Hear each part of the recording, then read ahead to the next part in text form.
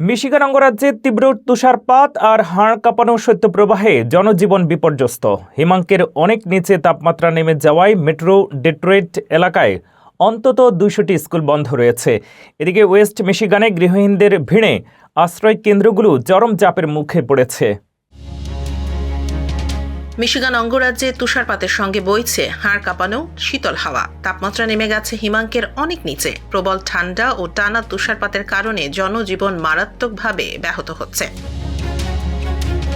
চরম আবহাওয়ার প্রভাবে জরুরি প্রয়োজন ছাড়া সাধারণ মানুষ ঝুঁকি নিয়ে বাইরে বের হচ্ছে না। বরফে ঢাকা সড়কে যান চলাচল কঠিন হয়ে পড়েছে। বাড়ছে দুর্ঘটনার আশঙ্কা। অনেক এলাকায় যানবাহন ধীর গতিতে চলাচল করছে, কোথাও কোথাও বন্ধ রয়েছে। ভারী তুষারপাত ও তীব্র শৈত্যপ্রবাহের কারণে মেট্রো ডেট্রয়েট এলাকায় কমপক্ষে ২০০টি স্কুল বন্ধ ঘোষণা করা হয়েছে। শিক্ষার্থীদের নিরাপত্তার কথা বিবেচনা করে অনেক শিক্ষা প্রতিষ্ঠানে অনলাইনে ক্লাসও বাতিল করা হয়েছে। আবহাওয়া বিভাগ জানিয়েছে আগামী কয়েকদিন এই শৈত্যপ্রবাহ অব্যাহত থাকতে পারে। প্রশাসনের পক্ষ থেকে নাগরিকদের ঘরে থাকার, উষ্ণ পোশাক ব্যবহারের এবং অপ্রয়োজনীয় ভ্রমণ এড়িয়ে চলার আহ্বান জানানো হয়েছে।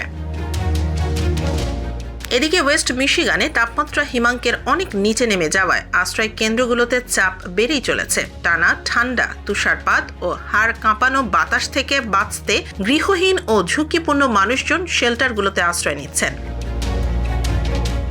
কর্তৃপক্ষ জানায় প্রতিদিন আশ্রয় প্রার্থীর সংখ্যা বাড়ছে। খাবার, উষ্ণ পোশাক ও কম্বলের ব্যবস্থা থাকলেও জায়গা ও সম্পদের সীমাবদ্ধতা বড় চ্যালেঞ্জ হয়ে দাঁড়িয়েছে। স্বেচ্ছাসেবীরা বলছেন এই চরম ঠান্ডায় গৃহহীনদের নিরাপত্তা নিশ্চিত করাই এখন সবচেয়ে জরুরি।